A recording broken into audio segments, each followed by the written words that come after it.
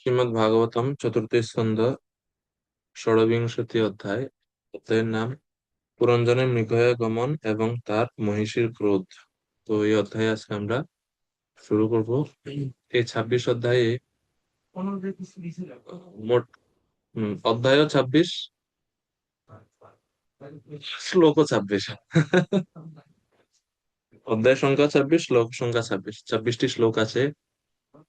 প্রথম 3টি শ্লোকে বর্ণনা করা হচ্ছে যে কিভাবে পুরঞ্জন রথে চড়ে শিকার করার জন্য বের হন, তার কথা। শ্লোক নম্বর 1 থেকে 3। তারপরে 4 নম্বর শ্লোক থেকে 10 নম্বর শ্লোকে বর্ণনা করা হচ্ছে কিভাবে পুরঞ্জন বনে গিয়ে শিকার করে।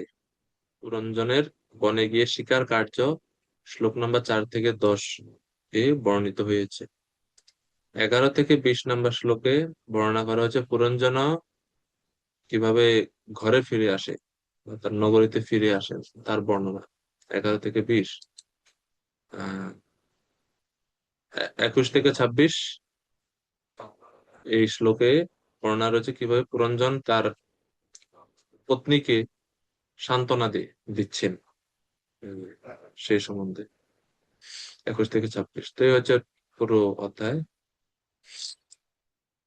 এই 26 নম্বর অধ্যায়ে বর্ণনা করা হবে কিভাবে জীব সে মাঝে মাঝে তার যে সত্য বুদ্ধি বা যথার্থ বুদ্ধি, সেই যথার্থ বুদ্ধির আশ্রয় ত্যাগ করে তমগুণের দ্বারা প্রভাবিত হয়ে নিষিদ্ধ কার্যের প্রতি আকৃষ্ট হয়ে যায়। তা এই অধ্যায়ে বর্ণনা করা হবে। তো শ্লোক নাম্বার 1 থেকে 3, 1 থেকে 3 নম্বর শ্লোকে এটাকে বলা হচ্ছে অ্যানালজি এ জিভা in the material body. Material body অর্থাৎ জড় দেহের মধ্যে একজন জীবাত্মার স্থিতিটাকেই 1 থেকে 3 নম্বর শ্লোকে বিভিন্ন উপমা দ্বারা বা অ্যানালজির মাধ্যমে বর্ণনা করা হচ্ছে। পুরো কাহিনীটাই হচ্ছে অ্যানালজি, রূপক কাহিনী। রূপক অর্থে সবকিছু ব্যবহৃত হচ্ছে, রূপক অর্থে সবকিছু ব্যবহৃত হচ্ছে। তো 1 থেকে 3 নম্বর শ্লোকে বর্ণনা করা হচ্ছে যে কিভাবে এই দেহ আহ একটা রথের সঙ্গে তুলনা করা হচ্ছে, দেহটাকে একটা রথের সঙ্গে তুলনা করা হচ্ছে, দেহরূপী রথ। তো নারদ উবাচ, নারদ মুনি বলা শুরু করলেন বা বলছেন, কন্টিনিউ। स एकदा महेश्वासः महेश्वासो रथं पञ्चाशु पञ्च अश्वम् आशुकम् द्विषं द्विषं द्विचक्रम् एकाक्षम् त्रिवेणुं पञ्चबन्धुरम् एकरश्मि एकदमनम् एकनीढम् द्विकूवरम् पञ्चप्रहरणम् सप्त बरूथम् पञ्चविक्रमम् हेम हेमोपस्करम् आरुह्य स्वर्णवर्माक्षये शुधि इषुधि वर्म अक्षय ईषुधि एकादशो चामुनाथ पंच प्रस्थम अगाध वनम। তো অনুবাদ আমরা পড়ে নেই। বলা হচ্ছে দেবশ্রীনাথ বলছেন, হে রাজন, মানে আহ, রাজা প্রাচীন বরিশাদকে তিনি বলছেন, হে রাজন, এক সময় রাজা পুরঞ্জন তার মহৎ ধনুক ও অক্ষয় তুনীর গ্রহণ করে এবং স্বর্ণ নির্মিত বর্মে সজ্জিত হয়ে একাদশ সেনাপতি সহ 5টি দ্রুতগামী অশ্বচালিত রথে পঞ্চপ্রস্থ নামক বনে গমন করেছিলেন। সেই রথে তিনি 2টি বিস্ফোরক বাণ তার সঙ্গে নিয়েছিলেন। সেই রথটির 2টি চক্র এবং একটি ঘূর্ণায়মান অক্ষ ছিল।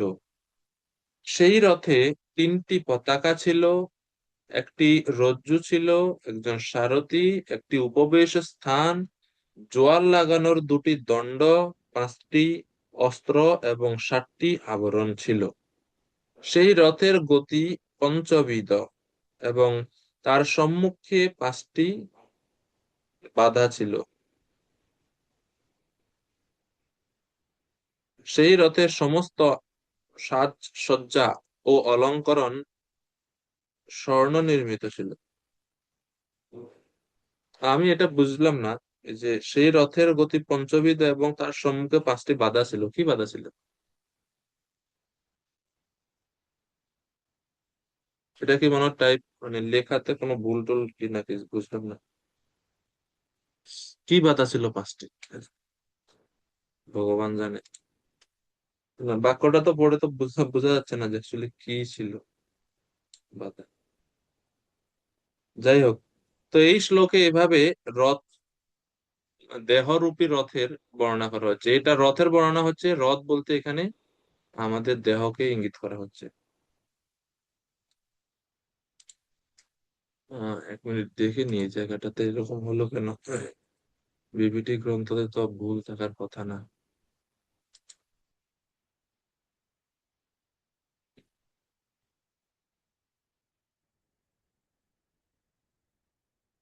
ও আচ্ছা, এটা বাধা না, এটা হচ্ছে এটা মানে কোনো কিছু বন্ধন না, মানে কোনো কিছু বাধা ছিল এরকম, এটা হচ্ছে বাধা মানে অবস্টাকল।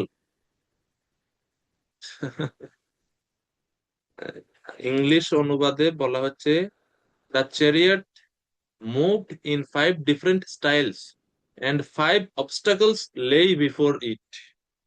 আগের দিনে রথ, যখন বড় বড় রথ তৈরি করে, তো রথ থামানোর জন্য ব্রেক তো ছিল না, কাঠের রথ, ব্রেক ছিল না, তো রথের চাকার সামনে এরকম ব্রেক দেওয়ার জন্য বা রথ থামানোর জন্য এরকম বাধা ছিল। বাধা মানে হচ্ছে অবস্টাকল, কোনো কিছু বাধা যেটা যেন রথ থেমে যায়, রথের চাকা থামে, ওইরকম 5টি বাধা ছিল, 5 obstacles। এখন বুঝতে পারছি 5টি, আমি ভাবছি কোনো কিছু বেঁধে রাখছে কিনা।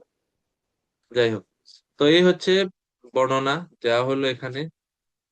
এখন এর সঠিক বা এর তাৎপর্যটা কি, সেটা এখন আমাদের বোঝার চেষ্টা করা উচিত।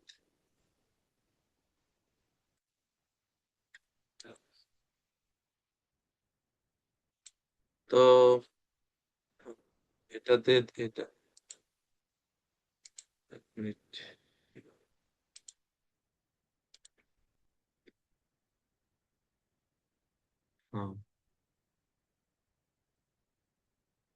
হ্যাঁ, দেখতে পাচ্ছেন আপনারা?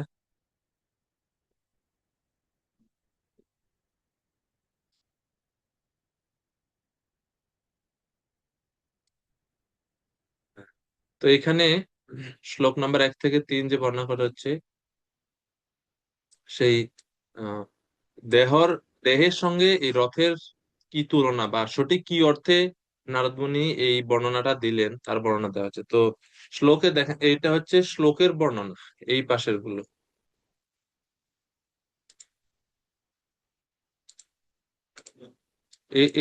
এই পাশের, এই পাশের যে বর্ণনা, এগুলো হচ্ছে শ্লোকে যেটা দেওয়া আছে।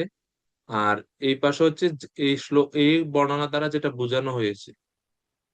তো পুরঞ্জন, পুরঞ্জন কে? পুরঞ্জন হচ্ছে আমাদের যে জীবাত্মা, সেই জীবাত্মাকে বলা হচ্ছে পুরঞ্জন। পুরঞ্জন একটা রথ নিয়ে বের হলো শিকার করার জন্য, সেই চ্যারিয়ট, চ্যারিয়ট মানে হচ্ছে রথ। তো রথটা কি? রথটা হচ্ছে আমাদের এই বডি, আমাদের এই শরীর। পুরঞ্জন যখন শিকার করতে বের হলেন, সাথে কি ছিল দেখেন, একবারে প্রথমেই লেখা আছে, একসময় পুরঞ্জন তার মহৎ ধনুক ও অক্ষয় তুনীর গ্রহণ করে, মহৎ ধনুক ছিল, মহেশ্বাসা, মহান ঈশ্বাসা। ঈশ্বাসা শব্দের অর্থ হচ্ছে ধনুক, ধনুর্বাণ। এগুলো হচ্ছে মহান মানে অনেক বড়, অনেক শক্তিশালী, অনেক ভারী, যেরকম আমরা ভগবত গীতায় দেখি। তত্র শূরা মহেশ্বাসা ভীমার্জুন সমাयुधि युयुधानो विराटश्च দ্রুপদশ্চ মহারথः। তো এই শ্লোকে বলেছে অত্র শূরা মহেশ্বাসা। মহেশ্বাসা কেন বলেছে? মহেশ্বাসার অর্থ হচ্ছে যে তাদের সকলের ধনুক ছিল অত্যন্ত বড়। তো মহা, মহান নিঃশ্বাস মানে বড় ধনুক, মানে দুইটা জিনিস, এক হচ্ছে এই ধনুকটা এই ধনুক যারা চালনা করছেন বা যাদের হাতে আছে সেই যোদ্ধারাও অত্যন্ত শক্তিশালী, নইলে তারা এই এত বড় ধনুক বা এত ভারী ধনুক তারা ব্যবহার করতে পারবে না। এই জন্য মহেশ্বর তো তো পুরঞ্জন বা জীবাত্মা, সে তার হাতেও ধনুক আছে, মহেশ্বাসা আছে। তো এই ধনুক কি, কোনটাকে ইঙ্গিত করে? মহৎ ধনুক কি কোনটাকে ইঙ্গিত করছে? Absorption in being the doer and enjoyer. নিজেকে ডুয়ার মানে কর্তা, এনজয়ার মানে ভোক্তা, নিজেকে কর্তা এবং ভোক্তা বলে মনে করে, মনে মনে মনে করাটা বা কর্তা এবং ভোক্তা, এই চিন্তায় আমি কর্তা, অহম ভোগী, সিদ্ধ অহম, বলবান সুখী, এই যে ভাব, এইটা হচ্ছে এই ধনুকের সঙ্গে বা মহান ধনুকের সঙ্গে তুলনা করা হচ্ছে। এরপরে স্বর্ণ নির্মিত বর্ম।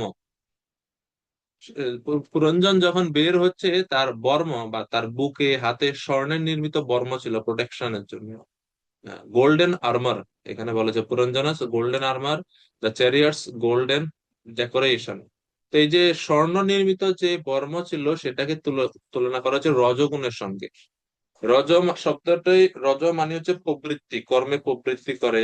রজ মানে হচ্ছে যারা রজগুণে আসক্ত ব্যক্তি, তারা তার সম্মান প্রতিপত্তি চায়, তারা জগতে সবার কাছে নিজেকে প্রকাশ করতে চায়, সুনাম চায়, তাদের চলাফেরা একটু গর্জিয়াস থাকে, সব দামি দামি জিনিস ব্যবহার করে, এগুলো সব রজগুণের দ্বারা যে সমস্ত মানুষ প্রভাবিত হয় তাদের লক্ষণ। তো স্বর্ণ নির্মিত যে বর্ম, সেটা ইঙ্গিত করছে রজগুণকে। তো জীব অর্থাৎ জীবাত্মা এই রজগুণের দ্বারা প্রভাবিত হয়। এরপরে বলা হচ্ছে যে অক্ষয় তুনির, যখন পুরঞ্জন আহ যুদ্ধ করতে বা শিকার করতে বের হচ্ছে, অক্ষয় তুনির ছিল। তুনির মানে হচ্ছে তীর। তীর কোনো কখনো শেষ হয় না, এত তীর, এজন্য বলছে কুইভার অফ আনলিমিটেড অ্যারোস। তার কাছে, পুরঞ্জনের কাছে অসংখ্য অসংখ্য তীর ছিল। এই তীর দ্বারা কি বোঝায়? তীর দ্বারা বোঝায় ইনফাইনাইট ম্যাটেরিয়াল ডিজায়ার্স, বা অসীম, অসংখ্য, হ্যাঁ, জড় বাসনা। যেরকম তীর দ্বারা আমরা পশুকে বধ করি, তদ্রূপ এই বাসনাগুলোর দ্বারা আমরা বিভিন্ন বস্তু ভোগ করার জন্য আমরা ভোগ করে থাকি, ভোগ করার বাসনা করে থাকি। তো তীরকে তুলনা করা হচ্ছে জড় বাসনার সঙ্গে, ইনফাইনাইট, বাসনার যেরকম কোনো শেষ নাই, এরকম। এই যে যেহেতু জড় জীবের বাসনা শেষ হয় না, এই জন্য এটাকে তুলনা করা হচ্ছে অক্ষয় তুনীরের সঙ্গে। মানে পুরঞ্জন এত তীর নিছে তার, আহ তার সাথে, যেটা অক্ষয় বলা হচ্ছে, মানে ক্ষয় হবে না কখনো, এত এত অসংখ্য অসংখ্য তীর নিল সাথে করে। এটার জন্য বলা। এরপরে এরপরে দেখেন বলা হচ্ছে যে সে তার সাথে দুইটি বিস্ফোরক বাণ নিয়েছিল, দুইটি বিস্ফোরক বাণ। দুইটি বিস্ফোরক বাণ কি কি? Two explosive Arrows. অ্যারো বা তীর তো স্বাভাবিকভাবে কাউকে হত্যা করে, ছেদ করে, কিন্তু দুইটা তীর নিছেন যেটা ছেদন করবে না, এক্সপ্লোসিভ, কি বলে, বিস্ফোরণ ঘটাবে, এরকম দুইটা বাণ নিছেন। সেই দুইটা বাণ কি কি? ইগো অ্যান্ড পসেসিভনেস, অহমতা এন্ড মমতা, বা অহম মম, এই ভাব। অহম মানে আমি, আমিত্ব, এবং আমার, মমত্ব, এই দুইটা হচ্ছে জীবের বিস্ফোরক দুইটি বাণ। বিস্ফোরক এই কারণে বলা হচ্ছে, জীব ততদিন পর্যন্ত ভালো থাকবে যতদিন না তার এই দুইটা জিনিসের মধ্যে কেউ আঘাত দিচ্ছে। যেই কেউ আমার এই অহমতার উপরে বা মমতার উপরে আঘাত দেয়, সাথে সাথে আমরা রিয়াক্ট করি ভয়ঙ্কর মাত্রায়। এই জন্য এটাকে বলা হচ্ছে টু এক্সপ্লোসিভ অ্যারোস। ঠিক আছে। এরপরে এর সাথে আরো কি নিলেন? 5 অ্যারোস, পঞ্চবাণ। পঞ্চবাণ, 5টি করে বাণ নিলেন সাথে। অনুবাদে বলা হচ্ছে 5টি করে বাণ নিল সাথে। তো সেই 5টি বাণ কি কি কোনটাকে ইঙ্গিত করে? 5টি বাণ ইঙ্গিত করে 5 অ্যাক্টিভিটিস অফ জ্ঞানেন্দ্রিয়। আমাদের জ্ঞানেন্দ্রিয়ের পঞ্চবিধ কর্মকে এই 5টি বাণের সঙ্গে তুলনা করা হচ্ছে। তারপর হচ্ছে 5 হিরোস, অর্থাৎ 5জন সৈনিক, সরি, হর্সেস। 5 হর্সেস মানে 5টি অশ্ব সাথে নিয়েছিলেন। পাঁচটি দ্রুতগামী অশ্বচালিত রথে, মানে যে ঘোড়াগুলোর বৈশিষ্ট্য হচ্ছে খুবই দ্রুত গমন করে তারা, খুব দ্রুতগামী, দ্রুত দৌড়তে পারে।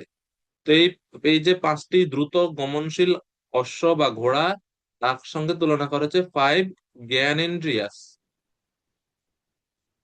পাঁচটি জ্ঞানেন্দ্রিয়কে। আগের আগেরটা তুলনা করেছে জ্ঞানেন্দ্রিয়ের কার্যের সঙ্গে পাঁচটা তীরকে, আর পাঁচটা ঘোড়াকে তুলনা করা হচ্ছে পাঁচটি জ্ঞানেন্দ্রিয়ের সঙ্গে। এই জ্ঞানেন্দ্রিয় গুলোকে কেন ঘোড়ার সঙ্গে, দ্রুত গমনশালী ঘোড়ার সঙ্গে কেন তুলনা করছে? জ্ঞানেন্দ্রিয় গুলো খুব সহজে জড় বিষয়ের প্রতি আসক্ত হয়ে যায়, এবং তারা খুব দ্রুত গমনশীল বা দ্রুত কাজ করে, রিয়াকশন খুব দ্রুত হয়।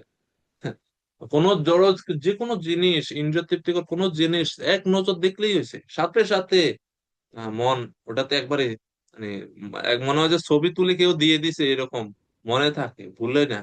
আর ঘন্টার পর ঘন্টা ভগবানের সামনে দাঁড়ায় থাকলো, আহ চোখ ওই ভগবানের রূপ ক্যাপচার করে না। তো এই জন্য বলছে হর্সেস, ঘোড়া যেরকম খুব দ্রুত গমন করে, এই পাঁচটি জ্ঞান ইন্দ্রিয় গুলো এত খুবই দ্রুত তারা কাজ করতে সক্ষম। এই রথে দুইটি চাকা আছে, টু হুইলস, দুইটি চাকা আছে। সে দুইটি চাকা কি? দুইটি চাকা হচ্ছে সিনফুল এন্ড পায়াস অ্যাক্টিভিটিস, পাপ কর্ম এবং পুণ্য কর্ম। এই দেহরূপী রথ ভ্রমণ করতে হলে এই দুইটা চাকা লাগবে। অর্থাৎ দেহরূপী রথ ভ্রমণ করে মানে সে এক দেহ পরিবর্তন করে আরেক দেহে যায়, আরেক দেহ পরিবর্তন করে আরেক দেহে যায়, আরেক দেহ পরিবর্তন করে আরেক দেহে যায়।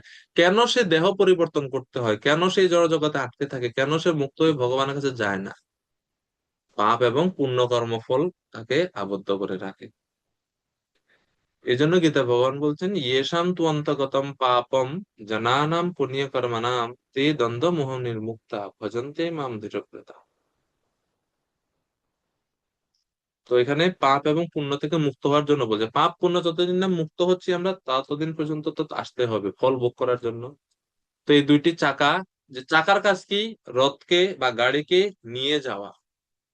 তো এই পাপ কর্মফল এবং পুণ্য কর্মফল আমাদের এই দেহকে, দেহরূপী রথকে নিয়ে যায় এক দেহ থেকে আরেক দেহে, এভাবে যুবক থেকে বৃদ্ধ অবস্থাতে এভাবে চলতে থাকে। টু হুইলস, দুইটি চাকা।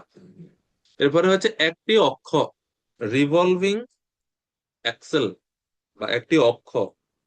অক্ষ বলতে বুঝেন, মানে দুইটি চাকার মাঝখানে যে দণ্ডটা, এটাকে বলা হয় অক্ষ।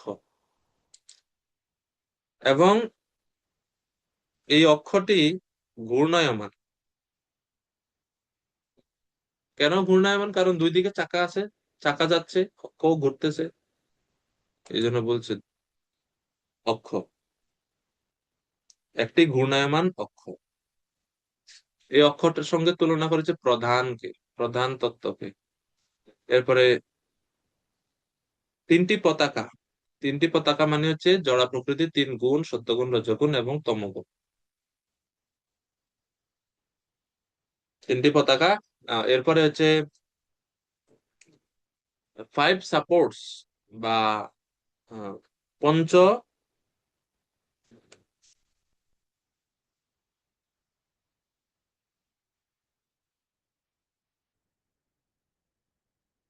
ফাইভ সাপোর্টস কি কি? পাঁচ প্রকারের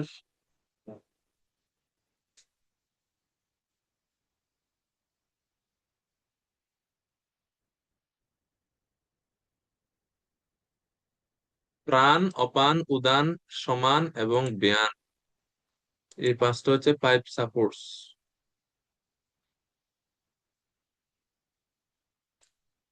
এরপরে রেইন, রেইন বা রজ্জু, যেটা দিয়ে ঘোড়াকে কন্ট্রোল করা হয়, সেটা কি? সেটা হচ্ছে মাইন্ড বা মন। মন দিয়ে ঘোড়াকে টেনে ধরা হয়, ঘোড়াকে কন্ট্রোল করে।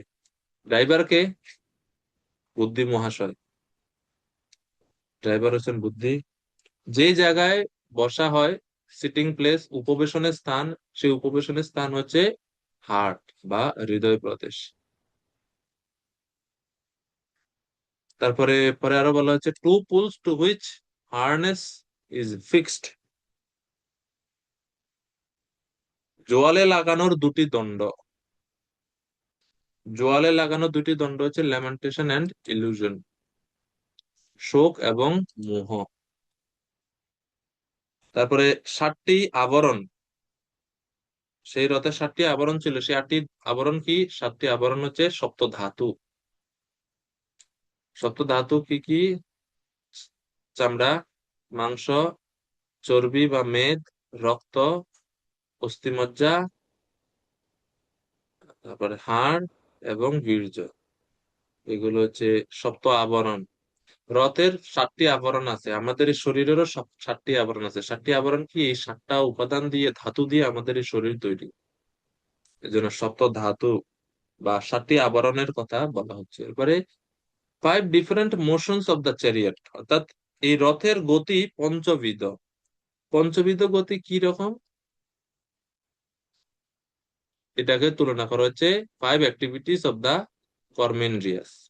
কর্মেন্দ্রিয়ের যে পঞ্চবিধ কর্ম, সেটাকে বলা হচ্ছে রথের পঞ্চবিধ গতি। এরপরে 5টি বাধা, যে অবস্টাকল ছিল, 5টি বাধা কি কি? 5 অবস্টাকলস কি কি ছিল? 5 kind of air passing within body, অর্থাৎ প্রাণ, অপান, উদান, সমান, ব্যান। এই 5 প্রকার বায়ু যে শরীরে প্রবাহিত হয়, তাকেই, এই 5 প্রকার বায়ুকেই 5 অবস্টাকল বলা হচ্ছে। 5 প্রকারের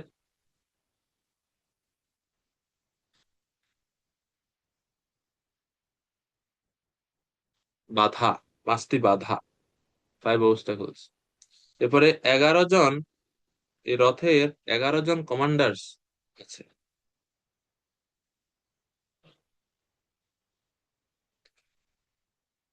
সে 11 জন কমান্ডার কারা কারা? 10টি ইন্দ্রিয় এবং মন। মন হচ্ছে লিডার, এই লিডারের আন্ডারে 10 জন। 5টি কর্মেন্দ্রিয়, 5টি জ্ঞানেন্দ্রিয়। আর এই সব, এই এত সুন্দর সজ্জিত রথে করে জীবাত্মা কোথায় যায়? Destination the forest named Panchaprastha. Panchaprastha নামক বনে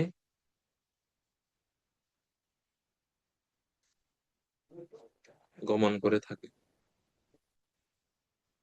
পঞ্চপ্রস্থ, পঞ্চপ্রস্থ আসলে কি? পঞ্চপ্রস্থ হচ্ছে 5 সেন্স অবজেক্ট বা 5টি তন্মাত্রা, ইন্দ্রিয়, ইন্দ্রিয়ের তন্মাত্রাগুলো, সেগুলোকে বলা যায় 5 সেন্স অবজেক্টস ডেস্টিনেশন। এবং এই হচ্ছে পুরো মানব দেহ, দেহরূপী রথের সংক্ষেপে বর্ণনা।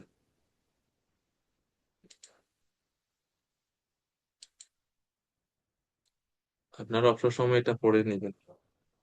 আমরা যেগুলো আলোচনা করছি ওইগুলোই, কারণ এটা তো প্রবাদের তাৎপর্য থেকেই নেওয়া। তো একটা চার্ট তৈরি করতে পারেন আপনারা, এই যে বর্ণনাগুলো যেটা শোনা হলো বা লিখলেন, এটা সুন্দর চার্ট থাকলে তখন পরবর্তীবারে যে কোনো আপনারা এটা লিখতে পারেন, সামনে ভাগবতম পড়ার জন্য সহায়ক হবে। তো এখন শ্লোক নাম্বার 4 থেকে 10। কিভাবে তার রথ রেডি, ধনুর্বাণ রেডি, এখন পুরঞ্জন কোথায় যাবে? শিকার করতে যাবে। তো Puranjana hunts in the forest, সে বনে শিকার করছে কিভাবে সেটা তো। তো পুরঞ্জনের বনে শিকার করতে যাওয়া আসলে কি বোঝাচ্ছে? প্রতীক অর্থে এটা বোঝাচ্ছে যে কিভাবে জীব সে নিষিদ্ধ কার্য করছে, অজ্ঞানতার অন্ধকারে মানে আচ্ছন্ন হয়ে সে নিষিদ্ধ কার্য করছে। The jiva performing forbidden acts under ignorance. এটাকে পুরঞ্জনের শিকারে যাওয়ার কথা বলা হচ্ছে।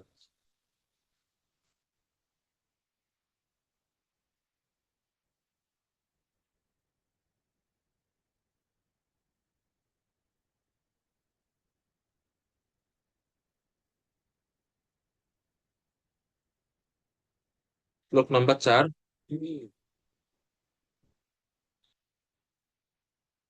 সনাতন নিমে প্রভু কৃপা করে অনুবাদ করে।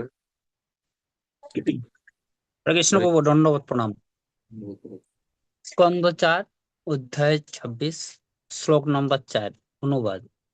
যদিও রাজা পুরঞ্জনের পক্ষে এক পলকের জন্য তার মহিষীর সঙ্গ ত্যাগ করা অসম্ভব ছিল, তবুও মৃগয়া করার বাসনায় অত্যন্ত অনুপ্রাণিত হয়ে তিনি মহাগর্বে তার ধনুক ও বাণ গ্রহণ করে তার পত্নীর কথা চিন্তা না করে বনে গিয়েছিলেন।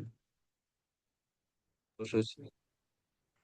তো হরে কৃষ্ণ। পুরঞ্জন তিনি শিকার করার জন্য, মৃগয়া করার জন্য অনুপ্রাণিত হয়ে মহাগর্বে, খুব অহংকারে গর্বে ধনুর্বাণ হাতে নিয়ে পত্নীর কথা চিন্তা না করে বনে গিয়েছিল। পত্নীর কথা চিন্তা না করে বনে গিয়েছিল। শিল প্রপাত বলছেন এই প্রকার শিকার হচ্ছে স্ত্রী শিকার, ওমেন হান্টিং। বদ্ধজীব, যে সমস্ত বিষয় আসক্ত মানুষ, ইন্দ্রিয় সুখের, যাদের জীবনের একমাত্র উদ্দেশ্য, তাদের চেতনা এই শ্লোকগুলোতে বর্ণনা করা হচ্ছে।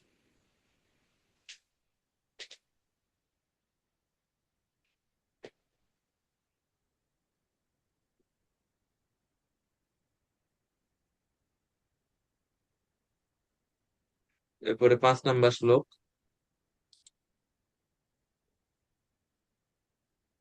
তো এই শ্লোকে 4 নম্বর শ্লোকের অর্থগুলো কি? এক, তিনি হচ্ছে আহ, পুরঞ্জনের পক্ষে এক পলকের জন্য তার মহিষীর সঙ্গ ত্যাগ করা অসম্ভব ছিল, তবুও মৃগয়া করার বাসনা অত্যন্ত অনুপ্রাণিত হয়ে তিনি ধনুর্বাণ গ্রহণ করে মহাগর্বে পত্নীর কথা চিন্তা না করে বনে গিয়েছিলেন। এক, ওনার এই শিকার হচ্ছে স্ত্রী শিকার, ওমেন হান্টিং। দুই, উনি ওনার স্ত্রীকে ছেড়ে বা পত্নীর কথা চিন্তা না করে বনে গিয়েছিলেন। এটা রিপ্রেজেন্ট করে যে Puranjan is giving up religious principle for sense gratification. Puranjan বা জীবাত্মা সে ইন্দ্রিয় তৃপ্তির জন্য, ইন্দ্রিয় সুখ ভোগের জন্য কি করছে? গিভিং আপ রিলিজিয়াস প্রিন্সিপালস, ধর্মীয় নীতি নিয়ম নীতিগুলো পালন করা বাদ দিয়ে দিয়েছে। কেন বাদ দিছে? ইন্দ্রিয় তৃপ্তির জন্য।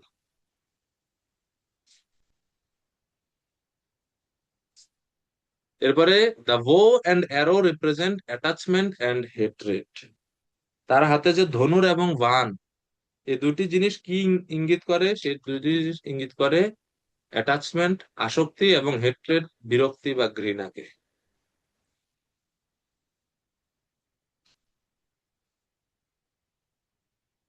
এইভাবে পুরঞ্জন স্বীকার করতে বের হচ্ছে। তো তার স্ত্রীকে নিচ্ছে না, অর্থাৎ সে ধর্মীয় বিধিবিধান পরিত্যাগ করে ইন্দ্রিয় সুখভোগের জন্য, যৌন সুখভোগের জন্য সে ঘর থেকে বেরিয়ে পড়েছে। 5 নম্বর শ্লোক।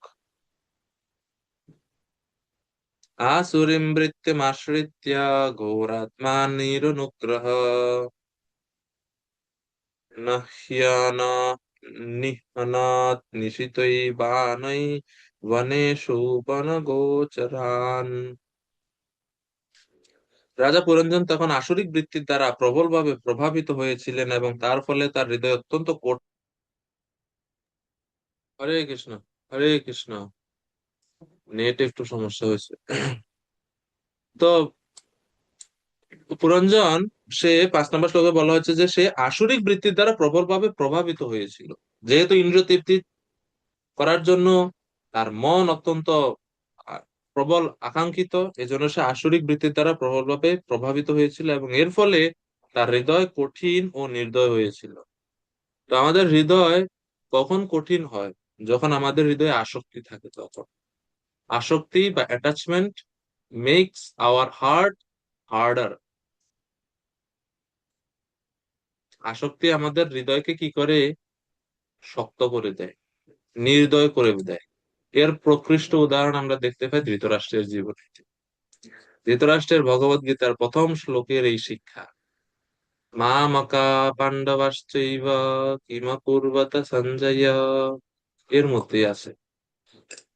ধৃতরাষ্ট্র কি বলছেন? মা মকা, আমার পুত্ররা, পাণ্ডবাশ্চৈব, পাণ্ডব পুত্ররা।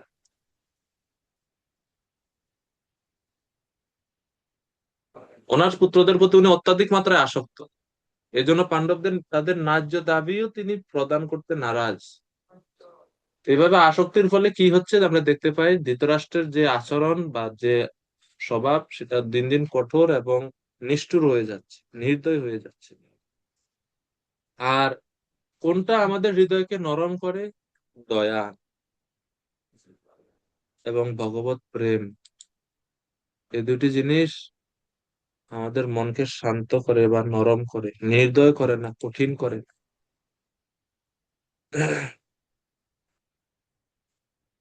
শিল প্রভুপাদ তাৎপর্য ব্যাখ্যা করছেন, কলিযুগে দয়ার বৃত্তি প্রায় লোপ পেয়েছে। তার ফলে মানুষে মানুষে এবং রাষ্ট্রে রাষ্ট্রে সর্বদা যুদ্ধ বিগ্রহ হচ্ছে। দয়া এমন একটা গুণ যেটা আমাদের পালন করার চেষ্টা করা উচিত। আমরা যদি কারো না কারো কাছ থেকে দয়া না পেতাম তাহলে আমরা বেঁচে থাকতে পারতাম না। কারো না কারো দয়ায় আসলে বেঁচে আছি আমরা। সেটা হতে পারে প্রকৃতির বিভিন্ন উপাদান, পৃথিবীর অন্য সমস্ত অনেক প্রাণী, বা আমাদের কমিউনিটির অনেক অন্য কোনো ভক্ত। দয়া ছাড়া কোনো সময় বাঁচা সম্ভব না, জীবন ধারণই অসম্ভব। কি হতো যদি গাছ অক্সিজেন না দিত? গাছ অক্সিজেন না দিত কি হতো? ছোটবেলায় একটা সন্তান যখন জন্মগ্রহণ করে, মা বাবা যদি তাকে পালন পোষণ না, কি হতো সন্তান? এরও পূর্বে মাতৃগর্ভে যখন আমরা ছিলাম, তখন তো কেউ কারো হাত নাই এখানে। আমাদেরকে দয়া করেছেন কে? দয়া করে আমাদের খাবার দাবার পুষ্টি কিভাবে হবে, সব ব্যবস্থা কে করে দিয়েছেন? ভগবান। দয়া এটা খুবই ভালো এবং খুবই দরকারি একটা গুণ, যে গুণটা সকলের থাকা উচিত এবং আমাদের অনুশীলন করা উচিত বা চেষ্টা করা উচিত, এটা যেন আমাদের মধ্যে থাকে, দয়া করা। বা যখন কোন একজন ভক্ত কোনো সময় কষ্ট পড়ে, বিপদে পড়ে, তাকে সহযোগিতা করা। কিন্তু পুরনজনের হৃদয় যেহেতু অত্যন্ত কামাসক্ত বা বিষয় আসক্ত, এর ফলে তার হৃদয় অত্যন্ত কঠিন এবং নির্দয় হয়েছিল। এবং তিনি তীক্ষ্ণ বাণের দ্বারা নির্বিচারে বনের বহু নিরীহ পশু বধ করেছেন। নিরীহ অনেক পশুদেরকে বধ করেছেন পুরনজন। এই যে পুরনজনের অবস্থা, 5 নম্বর শ্লোকে বলা হচ্ছে। তো নিরীহ পশুদেরকে হনন করছেন তার সুখের জন্য। এরপরে 6 নম্বর শ্লোক,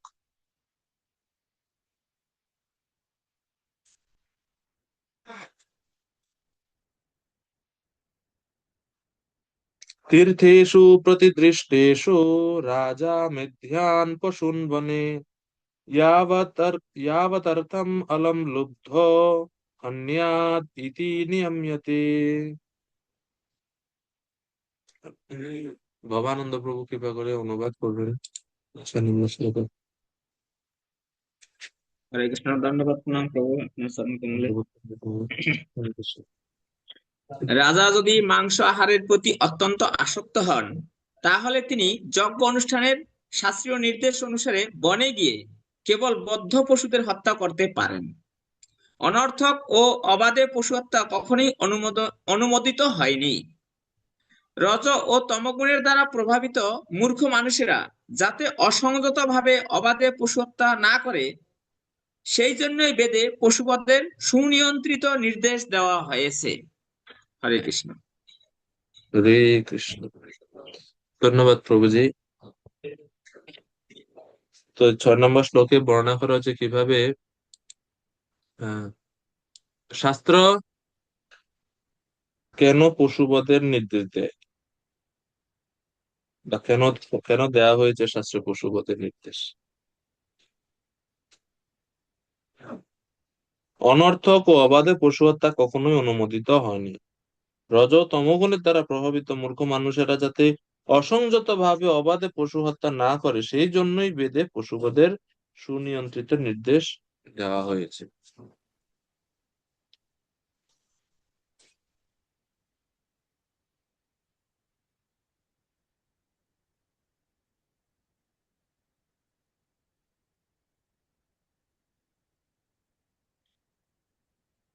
if a king is too attracted to eating flesh, he may do so, but অর্থাৎ রাজা যদি মাংসাহারের প্রতি অত্যন্ত আসক্ত হন তাহলে তিনি সেটা করতে পারেন।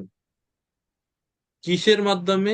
চারটা বিধির মাধ্যমে তিনি সেটা করতে পারেন। First, as per scriptural directions for special শ্রাদ্ধ rites, শাস্ত্রের বিধিনির্দেশ অনুসরণ করে তিনি সেটা করতে পারেন। দুই, only animals suitable for sacrifice should be killed, মেধ্যান পশু, অর্থাৎ যজ্ঞের জন্য যে পশু উপযুক্ত তাকে নির্বাচন করা, উৎসর্গ করা।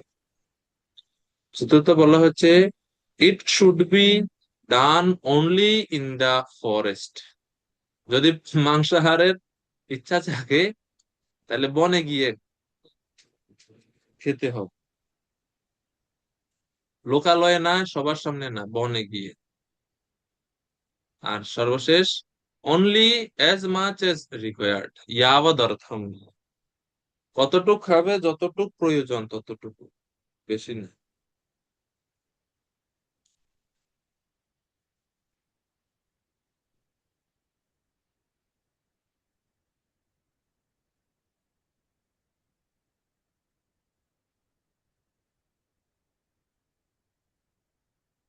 শ্লোক নাম্বার 7। তো 7 নম্বর, 7 এবং 8 শ্লোকে বর্ণনা করা হচ্ছে যে যে সমস্ত মানুষ শাস্ত্রের বিধি নিষেধ মানে তারা কি ফল পায়, যারা শাস্ত্রের বিধি নিষেধ মানে না তারা কোন ধরনের ফল লাভ করে থাকে। 7 নম্বরে বলা হচ্ছে ফলোয়ার অফ স্ক্রিপচারাল রেস্ট্রিকশন, অর্থ কি?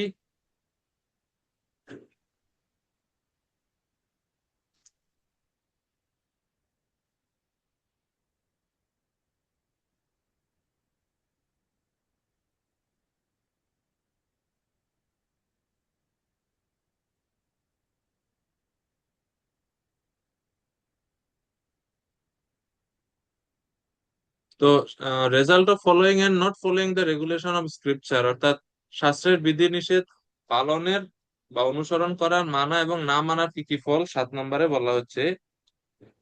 নারদ মুনি মহারাজ প্রাচীন পরিষদকে বলতে লাগলেন, হে রাজন, যে ব্যক্তি বৈদিক শাস্ত্রের নির্দেশ অনুসারে কর্ম করেন তিনি কখনো সকাম কর্মে লিপ্ত হন না। যিনি শাস্ত্র নির্দেশ অনুসারে কর্ম করেন তিনি কখনো সকাম কর্মে লিপ্ত হন না। আর 1 নম্বরে বলা হচ্ছে যে যারা শাস্ত্র বিধান বা শাস্ত্রের বিধিবিধানের বিপক্ষে গিয়ে কাজ করে তাদের কি হবে? অন্যথা কর্ম কুর্বাণো মানা আরূঢ় নিবধ্যতে গুণ প্রবাহ পতিতঃ নষ্ট প্রজ্ঞা প্রযত্যধ।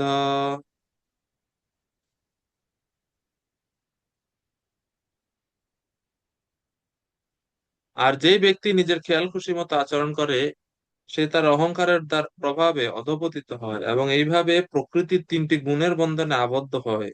তার ফলে জীব তার প্রকৃত বুদ্ধি বর্জিত হয়ে জন্ম মৃত্যুর চক্রে চিরকালের জন্য হারিয়ে যায়। এইভাবে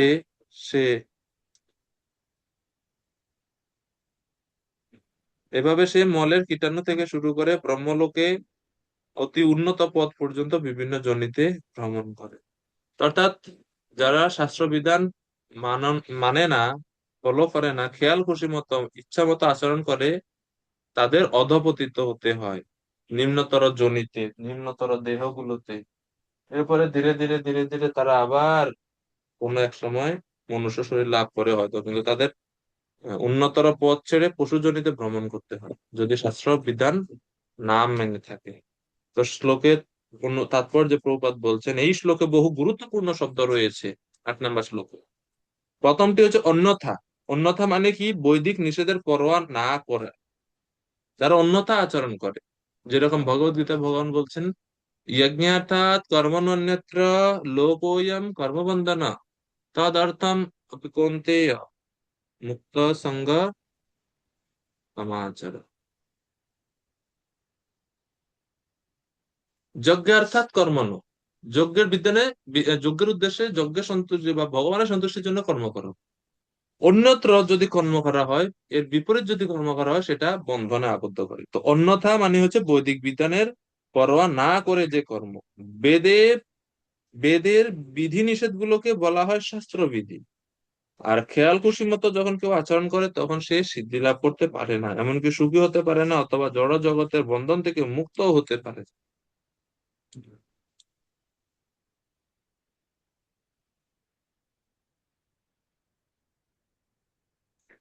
এই হচ্ছে জীবের অবস্থা বা গতি, যখন আমরা শাস্ত্র মানায় না তখন।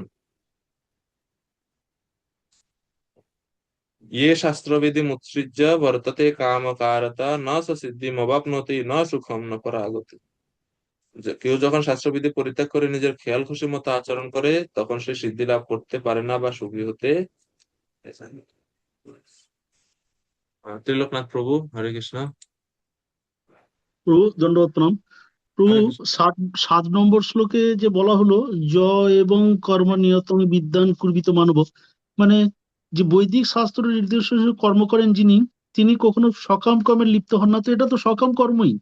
এই যে বৈদিক শাস্ত্র নির্দেশ অনুসারে যিনি এই যজ্ঞের নির্দেশ অনুসারে মৃগয়া করছেন, তো সেগুলো সেটা তো কর্ম প্রভু, সকাম কর্ম।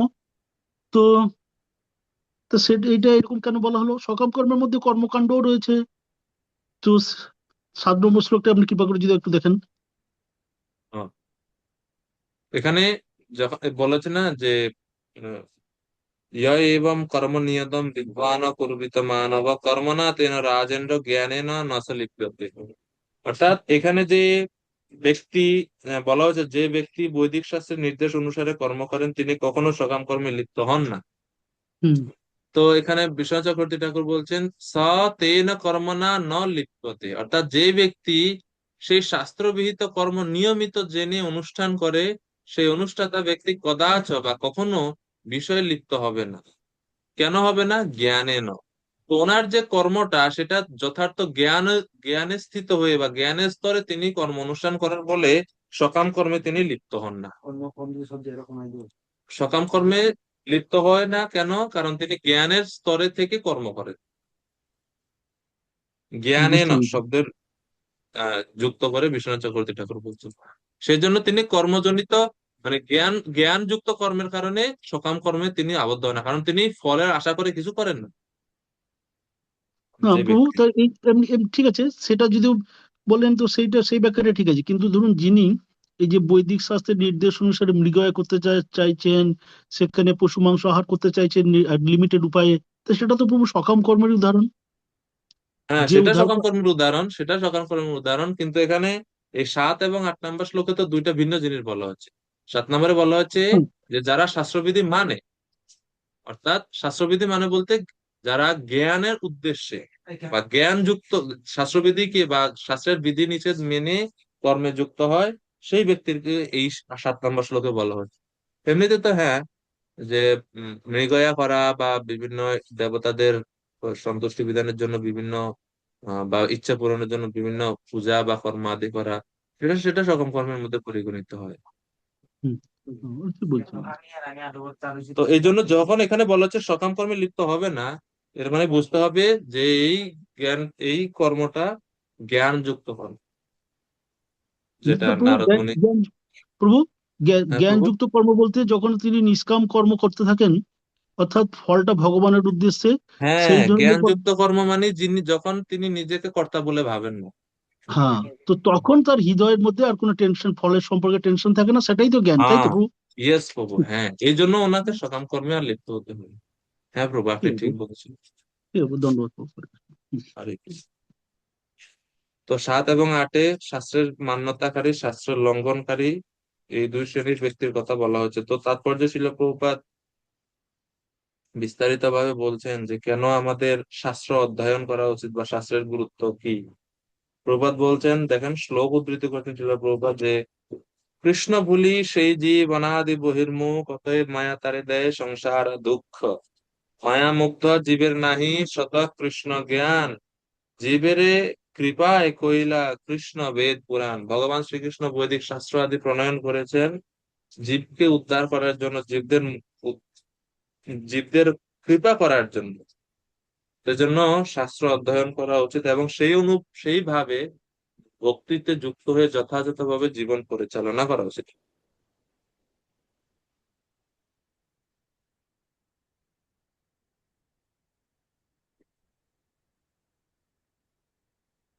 এরপরে শ্লোক নাম্বার 9। 9 নম্বর শ্লোকে বলা হচ্ছে, রাজা পুরঞ্জন যখন এইভাবে শিকার করছিলেন তখন তার তীক্ষ্ণ বাণের দ্বারা বিদ্ধ হয়ে সেই বনের বহু পশু অসহ্য বেদনায় তাদের প্রাণ ত্যাগ করেছিল। রাজার এই বীভৎস বিনাশ কার্য দর্শন করে দয়ালু ব্যক্তির অত্যন্ত অপ্রসন্ন হয়েছিলেন। তারা এই প্রকার হত্যাকার্য দর্শন করে সহ্য করতে পারেননি। তো যারা দয়ালু ব্যক্তি, তারা দুঃখিত হয়েছিলেন রাজা পুরঞ্জনের এই শিকার কার্য দেখে এবং তারা সহ্য করতে পারেননি। অনুবাদে বলা হয়েছে।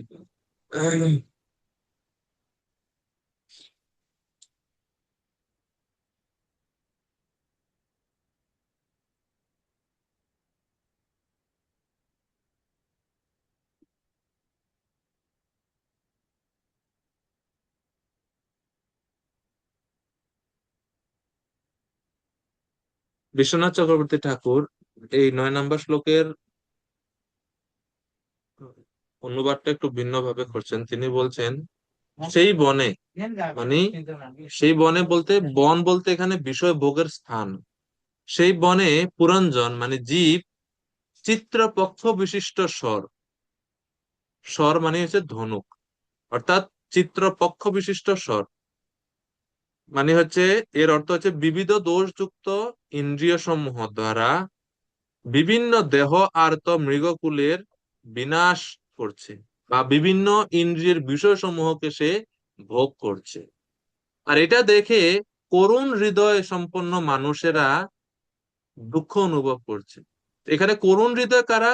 করুণ হৃদয়, যে শ্লোকের মধ্যে, শ্লোকের অনুবাদে যেটা দেওয়া হচ্ছে যে দয়ালু ব্যক্তি, দয়ালু ব্যক্তি হচ্ছে পর দুঃখ দুঃখী সাধুগণকে ইঙ্গিত করা হচ্ছে। যখন দেখছেন, সাধুরা দেখেন যে কোন একজন বদ্ধ জীব সে কিভাবে তার প্রত্যেকটা ইন্দ্রিয় গুলো তারা বিষয় ভোগে অত্যন্ত মগ্ন, তখন সাধুরা এটা দেখে দুঃখ অনুভব করে। এই জন্য যখন বলা হচ্ছে যে দুঃসহ করুণাত্মনাম, এই করুণাত্মনাম বা দয়ালু ব্যক্তির হচ্ছে সাধুগণ, তারা অত্যন্ত দুঃখ অনুভব করছেন, হৃদয় করুণা অনুভব করছেন। সাধুগণ জানেন যে যাবতীয় বিষয় কৃষ্ণ তোষণে নিযুক্ত হলে বিষয়ের সার্থকতা সম্পাদিত হয়, কিন্তু সেই সমস্ত বিষয়ের যখন অপব্যবহার হয়, তখন বিষয় এবং বিষয় ভোগকারী ব্যক্তি দুইটাই ধ্বংসপ্রাপ্ত হয়। এইটা দেখে, এটা বুঝতে পেরে সাধুরা হৃদয়ে করুণা অনুভব করছেন।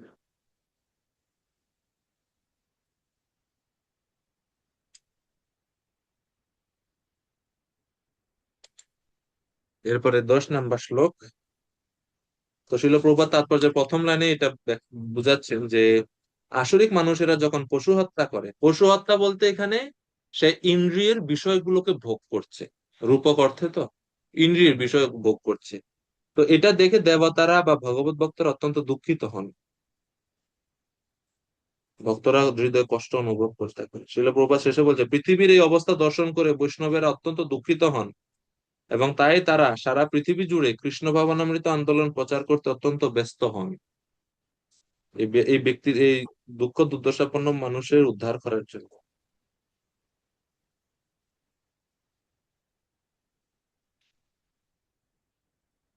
জয়দেব গোস্বামী তিনি বুদ্ধ অবতারের বর্ণনা করতে গিয়ে তিনি বলছেন যে যখন সমাজে মানুষ বেদের নাম করে প্রচুর পরিমাণে পশু বলি দিয়ে পশু মাংস আহার করতে লাগলো, তখন সেই কার্যটাকে বন্ধ করার জন্য বুদ্ধদেব আসেন এবং সেখানে বলা হচ্ছে সাদায়া হৃদয় দর্শিত পশু ঘাতম। তিনি যখন দেখেন যে মানুষ কিভাবে নির্বিচারে পশু বলি দিচ্ছে বেদের নাম করে, সেটা দেখে তিনি অত্যন্ত ব্যথিত হন ওনার হৃদয়ে। সদয়া হৃদয় দর্শিত পশু ঘাত, কে ধৃত বুদ্ধ শরীর জয় জগদীশ হরে। তো প্রভুপাদ শেষে বলছেন যে কোনো কোনো কিছু কিছু মানুষ আছে অজ্ঞতার বশে তারা বলে যে পশুদের বধ করা যায়, কারণ পশুদের তো আত্মা নাই। এরকম কিছু শ্রেণীর মানুষ বলে থাকে। তো সেই যুক্তিটা প্রভুপাদ খণ্ডন করছেন যে এটা ঠিক নয়। তো কি কি পশুদেরকে বধ করছে 10 নম্বর শ্লোকে বলা হচ্ছে। কোন কোন পশুকে বধ করছে পুরঞ্জন এতক্ষণ এই বনে গিয়ে। এইভাবে রাজা পুরঞ্জন বহু শোষক, বরাহ, মহিষ, গবয়, কৃষ্ণসার, মৃগ, সজারু এবং শিকার করার উপযুক্ত অন্যান্য পশু সংহার করে শান্ত হয়ে পড়েছিলেন। এটা এই সব পশুদের নাম আছে, সেটা এগুলোকে বধ করছে, সংহার করছে, এবং এভাবে সে শ্রান্ত হয়ে পড়েছে, মানে মানে আহ ক্লান্ত হয়ে পড়েছে।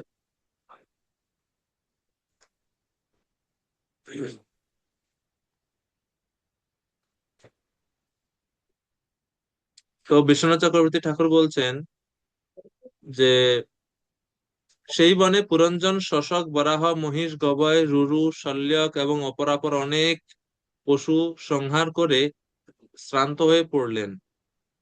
তো শ্রান্ত হয়ে পড়া মানে কি?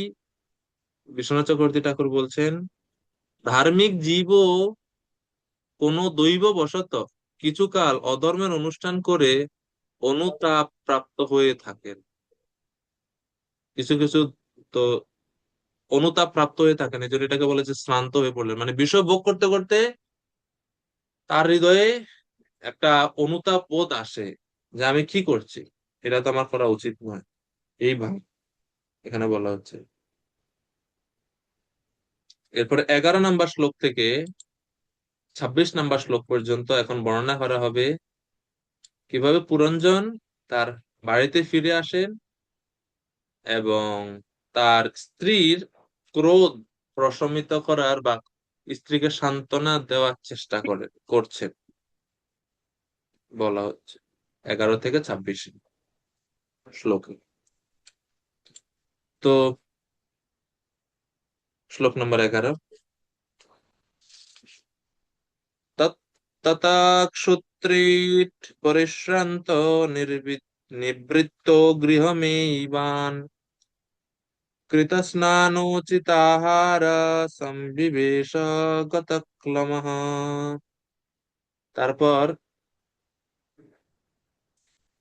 তারপর রাজা অত্যন্ত পরিশ্রান্ত হয়ে এবং ক্ষুধা ও তৃষ্ণায় কাতর হয়ে তার রাজপ্রাসাদে ফিরে এসেছিলেন।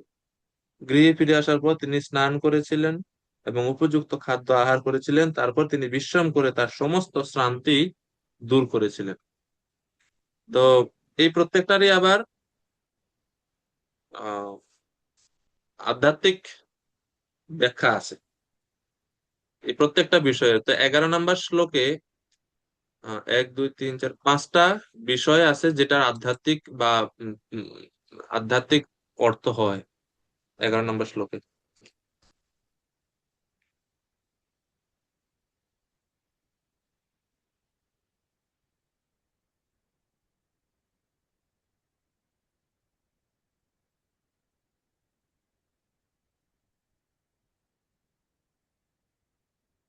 শ্লোক নাম্বার 11। 1 মিনিট। তো বলা হচ্ছে যে এখানে যে 11 নম্বর শ্লোকে বলা হচ্ছে যে রাজা পুরঞ্জন অত্যন্ত পরিশ্রান্ত হয়ে ক্ষুধা এবং তৃষ্ণায় কাতর হয়েছে। বিং হাংরি অ্যান্ড থার্স্টি, ক্ষুধা এবং তৃষ্ণায় কাতর হওয়া। তো এটা কি বোঝাচ্ছে? এর মানে বোঝাচ্ছে আধ্যাত্মিক অর্থ হচ্ছে বা স্পিরিচুয়াল মিনিং হচ্ছে, সিগনিফিকেন্স হচ্ছে যে he was travelled on remembering his sinful act. অর্থাৎ পুরঞ্জন সে যখন তার পাপ কর্মের কথা চিন্তা করলো, সেই পাপ কর্মের কথা চিন্তা করে সে অত্যন্ত শ্রান্ত হয়ে পড়লো, ক্লান্ত হয়ে পড়লো, এবং সে ক্লেশ ভোগ করছে, ক্ষুধা এবং তৃষ্ণার মতো ক্লেশ ভোগ করছে, অনুতাপ করছে, হায় হায় আমি কি করলাম।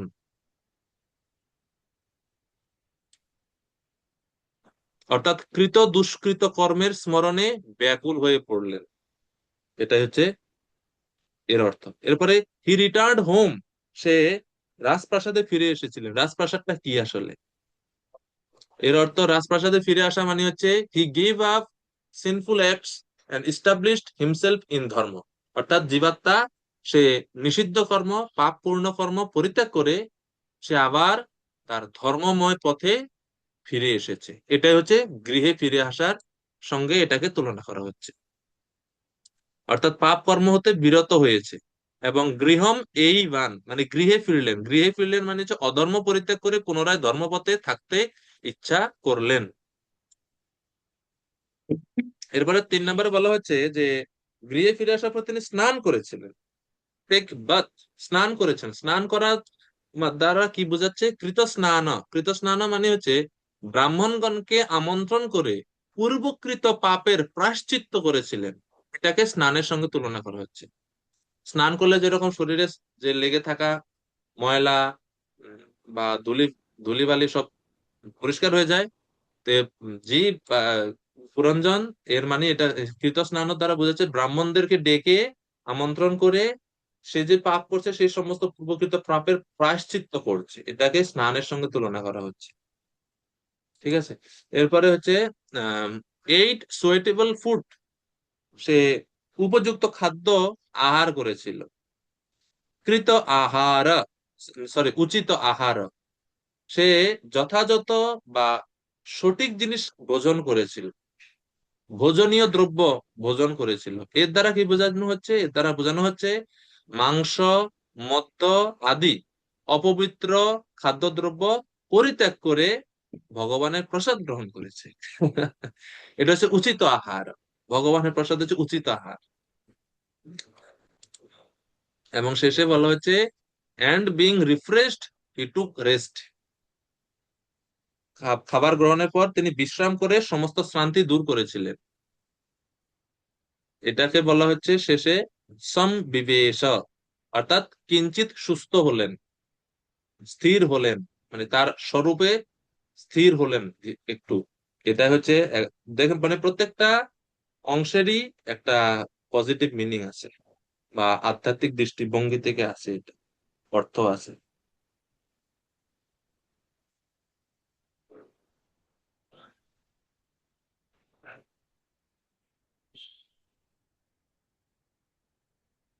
আপনারা কি বুঝতে পারতেছেন আমরা যে পড়তেছি? মানে বোঝা যাচ্ছে কি না অসুবিধা হচ্ছে?